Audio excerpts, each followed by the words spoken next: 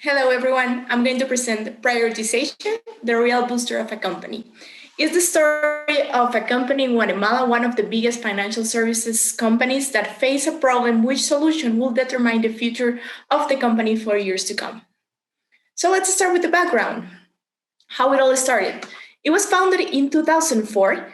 The company had experienced rapid enterprise growth since 2010, and so far they've been able to successfully face the challenges that each year has brought until late 2019, when more opportunities for growth were presenting and they were not able to catch the big ones on time.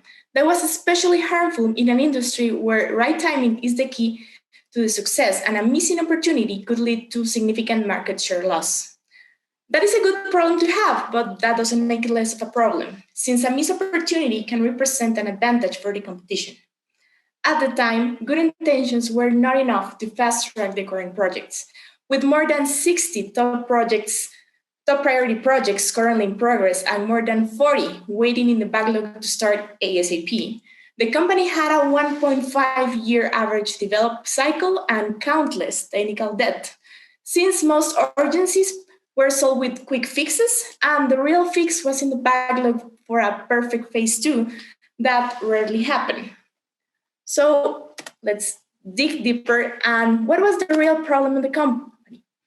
The company was not able to deploy more than 20 projects per year, and that included a mix of real projects and small tasks. There was no clear definition of what a project was and what were the phases needed to successfully complete it. There was no clear communication between departments. Basically, every department was an isolated silo with their own priorities. And projects were not aligned with the enterprise strategic goal or vision. So, in short, when everything is a top priority, nothing is a priority. And in industries where right timing is key and the first player takes it all, prioritization is key to achieve the expected result.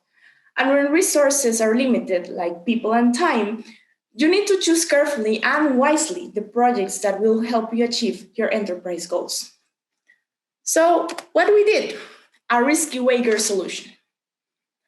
20% of the projects done is better than 90% almost done. It's not about how many projects are in progress, but how much value are the complete projects bringing to the table. That was my opening line to present the new way of working, first to the CEO and then to the whole team.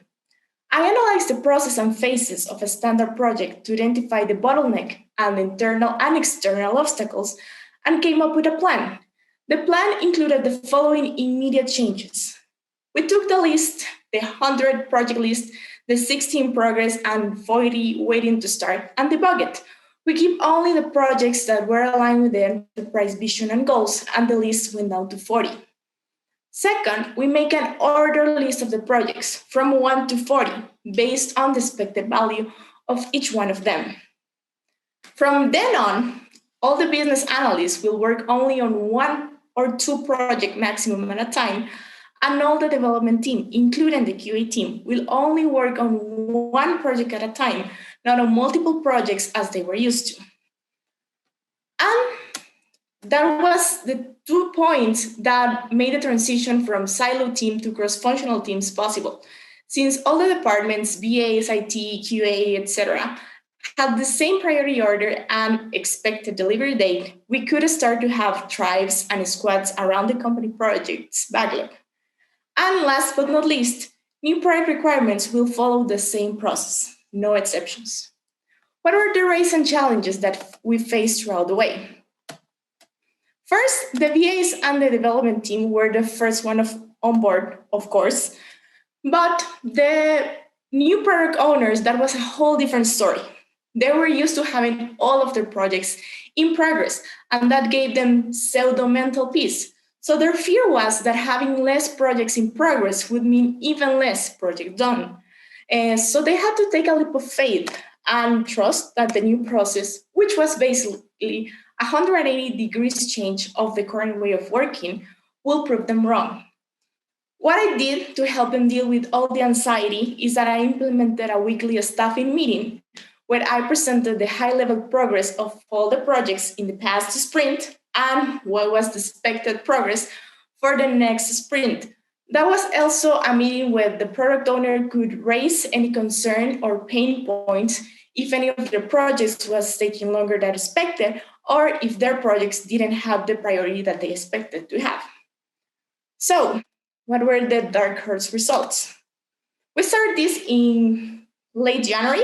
So after 4 weeks, the results were visible and we were now able to deliver on time the critical features on top priority projects. And they started to believe.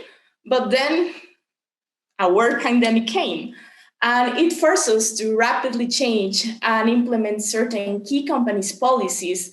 And we had to rapidly start to deliver and new projects related with the new policies that the Guatemalan government was issuing for the banks and the credit card companies. That included big changes in their interest rate and the fees that we were allowed to be collected. So that meant big core system changes. That was the ultimate test for a new way of working, where we pandemic proof, were we agile enough to adapt to those changes? So well, by end of November, those were the results. After 10 months since the beginning of our new way of working, 8 of them in the middle of a world pandemic, we had already tripled the amount of projects delivered, and we closed November with 62 successfully completed projects. By end of 2020, those were our results. 69 projects successfully completed. October 2020 was the most profitable month in the company history by 10%. And we closed the year with an year-over-year growth of 3%. This would not have been possible if we hadn't started with the Scrum Scale prior to COVID-19. Most banks in Guatemala cannot say the same, and their 2020 statistics are nothing like ours. Thank you so much.